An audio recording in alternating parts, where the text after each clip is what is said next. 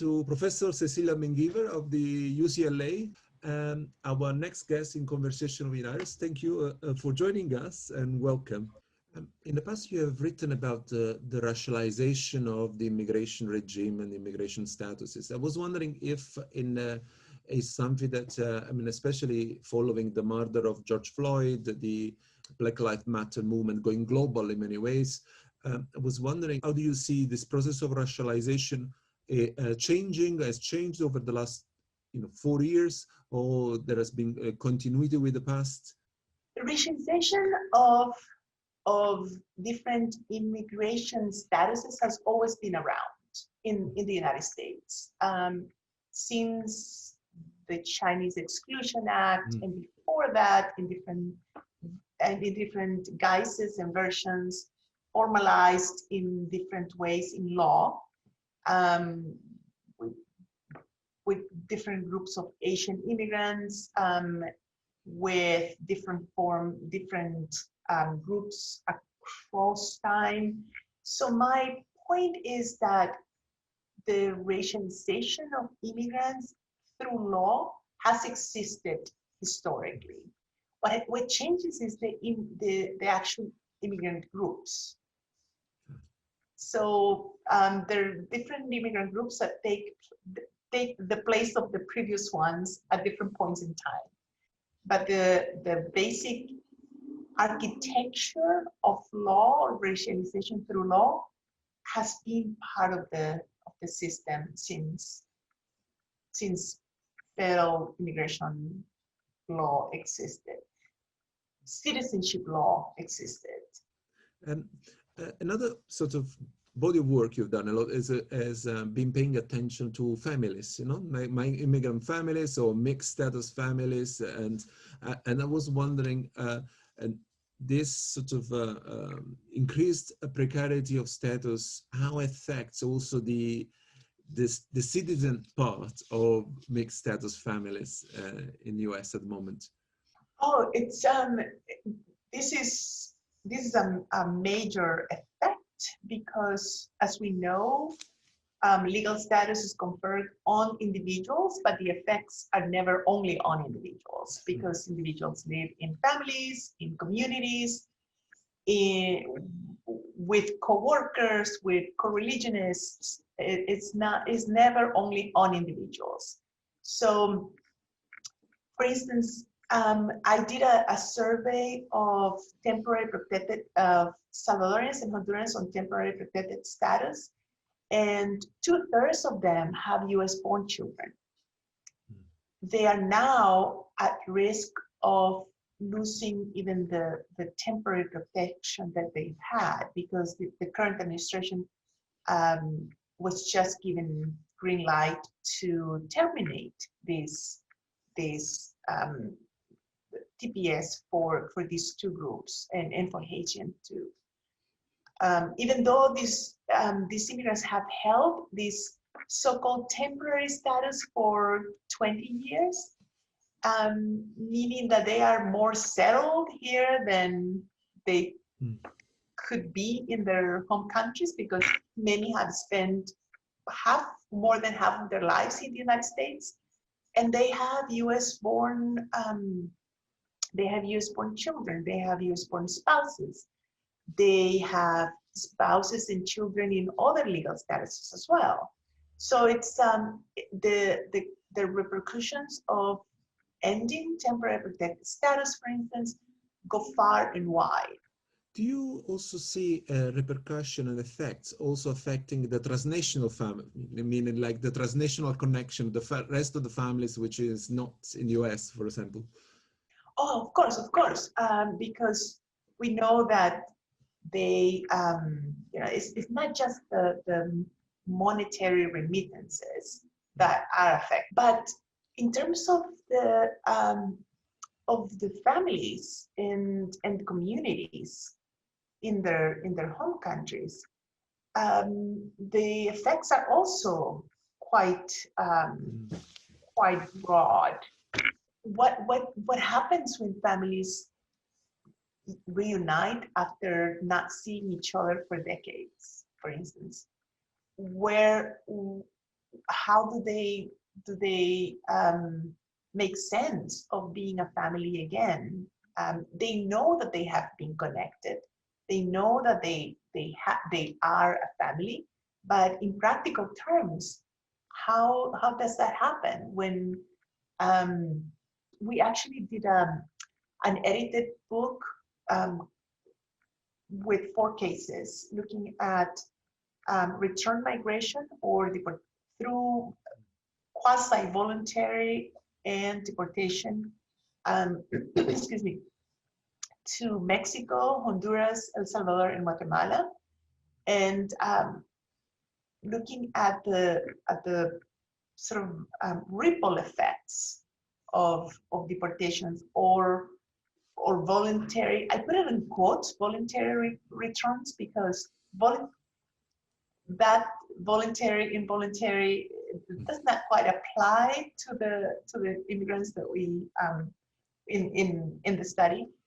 And we interviewed the people who had returned, the members of their families, but also people in different institutional locations in the places where they were returned to, including police officers and priests and doctors and nurses, to see how they viewed the return migration of people to their communities. Mm.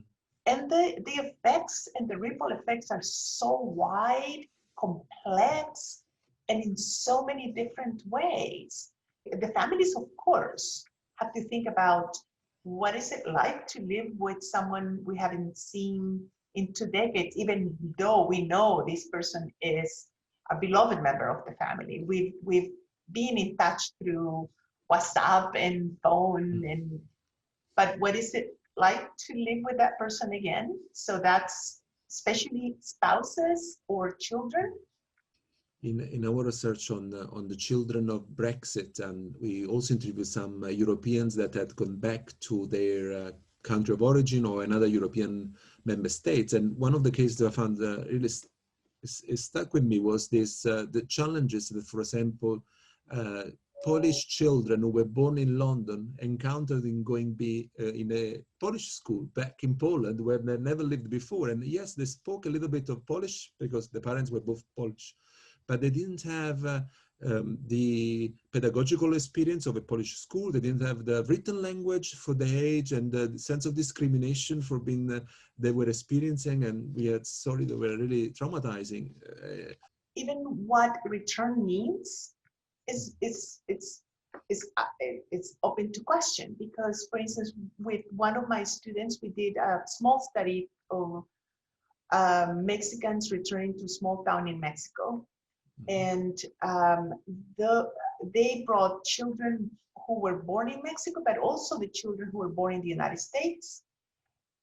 And the children who were born in the United States, for them, it wasn't really a return, because that's not their country. They were not born and raised there. And so even just what return means in these conditions it's not what we imagine that return is. We've seen in a number of countries that COVID has become a way of also the threat on public health has become weaponized for immigration control and enforcement. You know, we've seen border closure, we've seen pushbacks, migrants in reception center have been locked in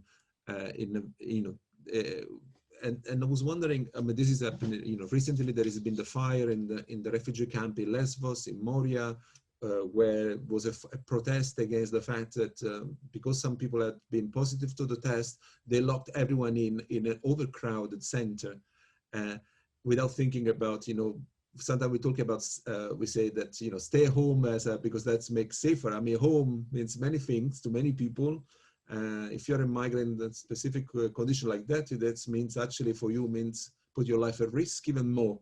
So within the context of the US, have you seen manifestation of this link between public health threat and immigration control, or a way of using the COVID as a way of exercising even more disciplining power on migrants? Well, it's, with any disaster, whether it's a pandemic or fires that we have here in California, with any disaster, inequalities and marginalization already existing gets exposed and amplified.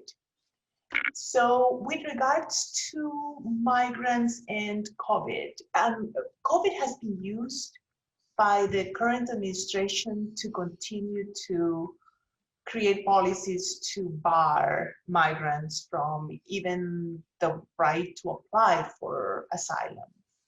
In the name of COVID, there have been so many new policies that continue to encroach on immigrants' rights. So that, yes, absolutely. With regards to people who are in the interior of the country, there's an interesting juxtaposition. On the one hand, in the news, we see reports that they are essential workers, that they in the healthcare sector, but also in the food industry, they harvest crops, and so across the board, they are seen as indispensable. At the same time, we see the administration trying to, in the name of COVID too, to marginalize them even more. So we see the tension on the side of the employers and the economy, I guess, more generally, to exalt the virtues of the contributions immigrants make. But on the political side, we see a major effort to undermine that. A final question, and as an incoming president of the American Sociological Association, and we're living a time of anti-intellectualism, where the political elite and establishment doesn't like science. The role is there for us sociologists. What can we do? It is, of course, it's a very challenging time, but it is during challenging times that sociologists have to stand up and continue and doing even more, double down on our efforts to make sure we put our research to even more attention from the public, to redouble our efforts to make sure that our research reaches policymakers who may have a sympathetic ear for these issues, to make sure that we reach the media too, because media frames what the public consumes. So in these challenging times, I think we have to do even more than before, because it's an attack on all fronts. We just had a conversation at the Latin American Sociological Association. They invited president-elects of the Central American Studies Association, the European Latin American Studies Association. There were about 5 or 6 of us talking precisely about this, the challenges that sociologists have under this new context of attacks to intellectualism, into science, and the consensus across the board. And this included people who are in Sweden, in Argentina, here in the United States. There was general consensus about the threats and the attacks and what we need to do. And I think another point that we all agreed on is to strengthen connections across the board. Agree. Thank you very much. I think what is difficult this time is also that some of the attacks have really undermined also what we do vis-a-vis our communities, the communities that we want to work with. This is the media, yes, it's the politician, but it's also the fact that it's very hard to go to talk, in schools, is to go to talk with the migrants communities, with the local communities. So there is a need for reconnect and also to reestablish a sense of trust that has been very much undermined by these attacks, I think. Exactly. It's the trust that we didn't know could be undermined. Yeah. But it has, yes. Thank you very much, Cecilia. It has been a great pleasure to talk to you for this conversation with Iris.